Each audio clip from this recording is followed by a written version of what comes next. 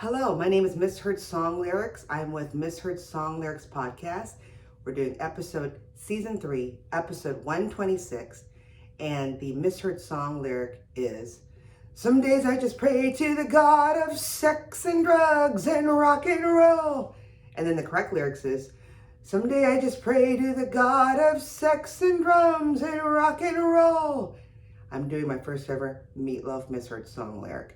And I'm dedicating episode 126. If you haven't heard already, he has passed away. And he passed away on January 20th, 2022, this year, which is just 3 days before the taping of this episode. So I want to dedicate this to him, his fans, as well as his family. So I'm doing the song, "I Do Anything for Love, But I Won't Do That." And I love how "but I won't do that" is in parentheses, and we'll talk about that. So put a pin on that for a bit. It's a song written by Jim Steinman and of course recorded by the famous, talented Meat Loaf with beautiful vocals by a Lorraine Crosby. So let's touch into who Jim Steinman is first, because he's an amazing person, first of all. He was born James Richard Steinman on November 1st, 1947, and actually passed away last year, April 19, 2021. He was an American composer, lyricist, and record producer and playwright. He also worked as an arranger, pianist, and singer, and his works include songs, of course, in one of my favorite genres, adult contemporary rock, dance, pop, musical theater, and did some film score. His work included albums such as, of course, Meat Loaf's "Bad Out of Hell," which I didn't realize, apparently, to Wikipedia and other sources online, it's one of the best-selling albums in history. You go, Meat Loaf and Jim Steinman.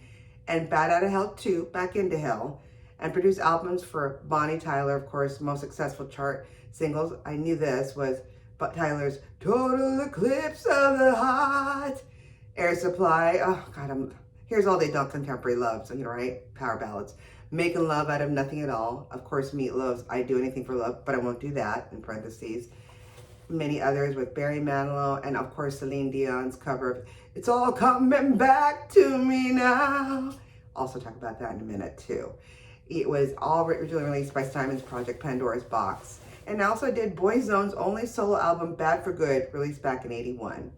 So death. He did pass away last April. Apparently he had a stroke in 2004 and temporarily lost the ability to speak. He had another stroke 4 years prior to his death. Oh boy. And per the death certificate from the Connecticut Department of Health, Simon died from what they say aspiration pneumonia in a hospital in Danbury, Connecticut on April 19th, 2021, of course, at the age of 73. And apparently upon his death, rock writer by the name of Paul Stenning said he left a quote-unquote tremendous legacy, influence on a variety of bands, actually a tremendous legacy, referring to him as the greatest ever composer of symphonic rock, agreed, and citing him as an influence on a variety of bands across many genres. I would agree with that. And his frequent collaborator was, of course, Meat Loaf. And when Meat Loaf found out about his death, he said, "We didn't know each other, we were each other." Ooh, that's a powerful quote. Speaking of Meat Loaf, let's talk about the man, all right? He was born Michael Lee Aday, actually, and it shows, it's interesting. It says Michael Lee Aday, but born Marvin Lee Aday. So Michael Marvin, all right. He was born September 27th, 1947. Of course, died 3 days earlier from this taping this podcast on January 20th, 2022. Known professionally as Meat Loaf, and was an American singer and actually actor of many movies too. He was noted for his powerful, wide-ranging voice and theatrical live shows with, of course, his "Bad Out of Hell" trilogy, "Bad Out of Hell," "Bad Out of Hell 2, Back Into Hell," and "Bad Out of Hell 3, The Monster Is Loose." He has sold over 65 million albums worldwide. Wow. The first album actually stayed on the charts for over 9 years and more than 4 decades after its release, and it still sells an estimated 200,000 copies annually, making it one of the best-selling albums in history. Wow, I would have thought the Beatles, I would have thought Queen, Journey, boy, am I surprised. And then after his success with "Bad Out of Hell" and "Bad Out of Hell 2, Back Into Hell," there's a lot of hells, and earning a Grammy Award for Best Solo Rock Vocal Performance for the song "I Do Anything for Love," the song we're doing today, but I won't do that. Meat Loaf nevertheless experienced some difficulty establishing what they say a steady career in the UFC. I mean, even the top still struggle. Didn't stop him though. He became, of course, one of the best-selling music artists of all time worldwide, apparently selling more than 100 million records. And the key to his success what they say was his intention of iconic status, and he was big in Europe, thanks to Europe, especially in the UK. The Brits loved him, where he received a 1994 Brit Award for Best-Selling Album and Single, and appeared in the 1997 film Spice World. I remember that, Ziggy Ziggy Za, and ranked 23rd for the number of weeks spent on the UK charts in 2006. Wow. He also ranks 96 on the VH1's 100 Greatest Artists of Hard Rock. And Meat Loaf appeared in over 50 films and television shows, sometimes as himself or characters resembling a stage performance. Of course, I mentioned it earlier, love him in the 1975 cult classic Rocky Horror Picture Show.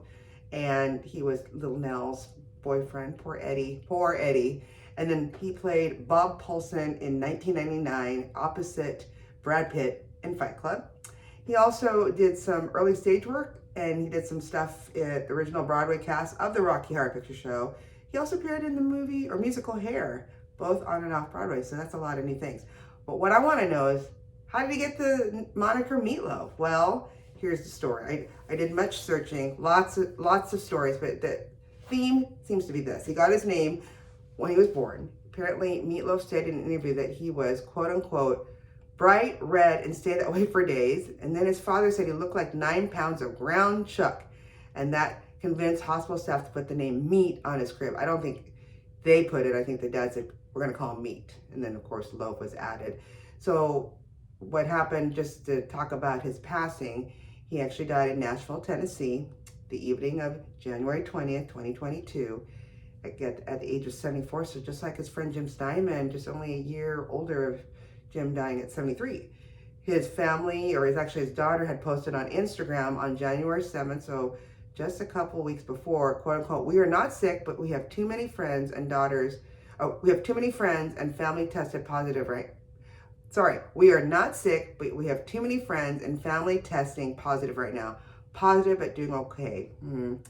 Once he passed, several musicians, including Bonnie Tyler, Cher, and Brian May, posted tributes. So, much beloved. So here we go. Let's talk about the song. A lot to talk about. So the song was released back in August of 1993. Yours truly was a mere 21. Oh yeah, second drink. As the first single from the album Bad Out of Hell 2, Back Into Hell. The last 6 verses featured Crosby, who was credited only as Mrs. Loud. Oh, poor Crosby. In the album notes, she does not appear in the video. And in fact, in the video, the model who plays the love interest in the video, Dana Patrick, lip syncs her. And yeah, I don't know why they did that, but I guess it's just for the artistic thing. I mean, I've seen pictures of the actual singer, and she is quite pretty herself, so who knows. And then Meat Loaf promoted the single with American singer Patty Russo. So remember I told you to put a pin on what does that mean? But I won't do that. What is that? Lots of questions on that. Very ambiguous the way they wrote it. And apparently, I think when Jim Steinman wrote it, it says, from what I can find, each verse mentions 2 things that the man would do for love, followed by 1 thing that he will not do. The title phrase repetition reasserts that he won't do that. Each mention of that is a reference to the particular promise that he made earlier in the same verse. There's the answer. So I know in one of the verses, it says it's alluding that I might cheat on you, but he's like, no, but I won't do that. And at the song's conclusion, the woman predicts 2 things that he will do. You'll see that it's time to move on, and you'll be screwing around. There it is. And you'll be screwing around. To both of these, the male response, or Meat Loaf response, is, but I won't do that. So that's that. Now, I've heard, since his passing now, lots of craziness of what that is. I would tend to believe that, of his response to what she's saying she thinks he'll do. But others have put some crazy responses out there. Like one of the jokes out there, actually my friend had just mentioned the other night, is he wouldn't put a strap on. All right. Okay, Meat Loaf. Anyway, figure out which theory you believe in. Okay, so I digress. In his 1998 VH1 Storyteller special, Meat Loaf even explained the stage using a blackboard and a pointer. All right. In a 1993 promotional video, Jim Steinman, states that the definition of that is actually fully revealed in the song. There it is, in several verses, which is meant to say that's exactly what I think. The sense might have been more clear if the lyric had said, and I won't do that, instead of but. It's the but. When you have the but in there, it adds so many problems, right? I won't do that. It's a possibility to use a but instead of and that leads to the ambiguity. All right. So a little puzzle. Talk amongst yourselves. I guess it goes by, so it says, but they're all great things. And quote unquote, I won't stop doing beautiful things and I won't do bad things. It's very noble. I'm very proud of the song because it's very much like Out of the World of Excalibur. To me, it's like Sir Lancelot or something, very noble and chivalrous. That's my favorite song on the record. It's very ambitious. There you go. So Meat Loaf believed that the lyrics are also unambiguous, but Simon predicted that they would cause confusion. It has. I mean, people are talking about it. And remember back in the day when they would do pop-up video on VH1, they made the claim at the end of the song's video exactly what Meat Loaf won't do for love remains a mystery to this day. And that was the little pop-up. A reviewer writing for All American commented that the lyrics build suspension by portraying a romance-consumed lover who pledges to do anything in the name of love except that, a mysterious thing that he will not specify. So lots of people are talking about it. All right. Not that I know, let's talk about the music video. Have you seen it? It's amazing. Very theatrical. It's quite a production. It also reminds me of another epic video at the same time, so probably created by the same person, maybe not, that Celine Dion did.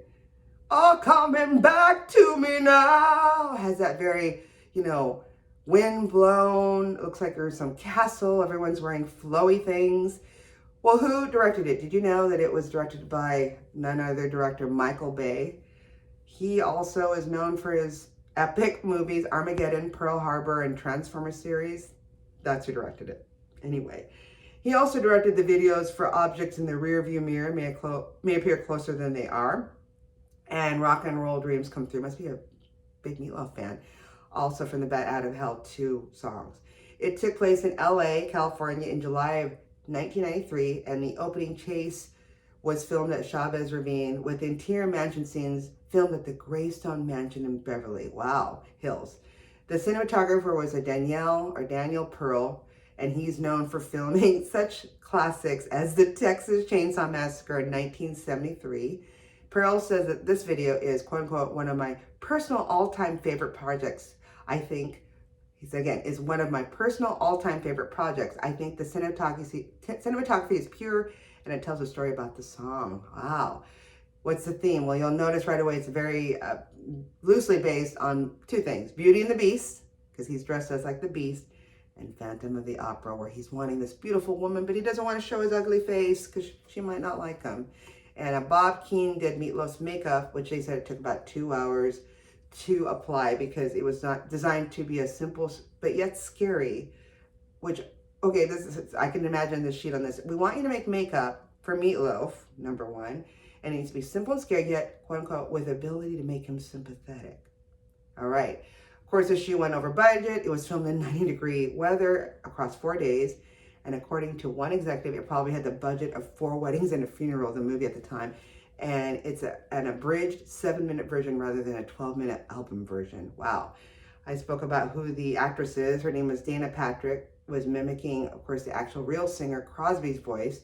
And she also did the same for Patty Russo's vocals in the 1995 song, I'd Lie for You, and That's the Truth. So Meat Loaf loved that, I guess, using that same model for 2 of his music videos.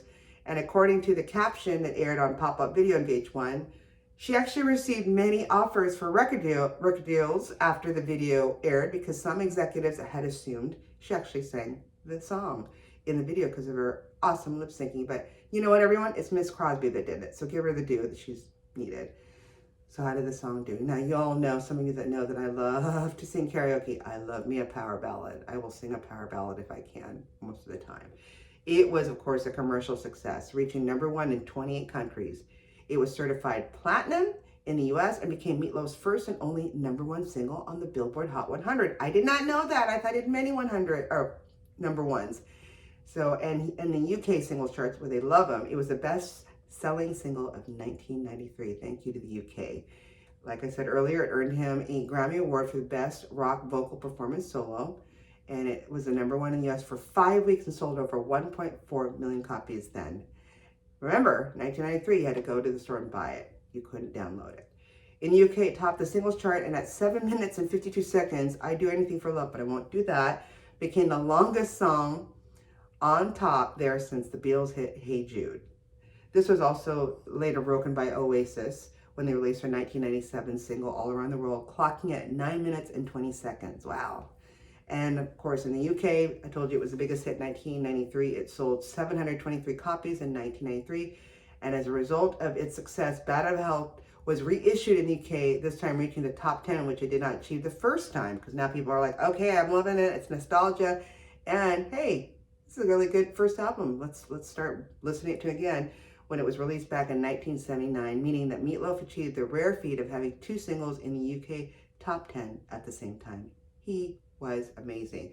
Hopefully you learned a lot. I learned that the actual, listen to it because it really sounds like he's saying drugs, but it's sex and drums and rock and roll is the correct lyrics. Again, if you have any suggestions like this misheard song lyric, let me know. You can find us in any of our Instagram, Facebook, Twitter. You can also email us, and we will give you a shout out if you'd like or if you feel comfortable with. So till then, keep singing those songs wrong. Bye!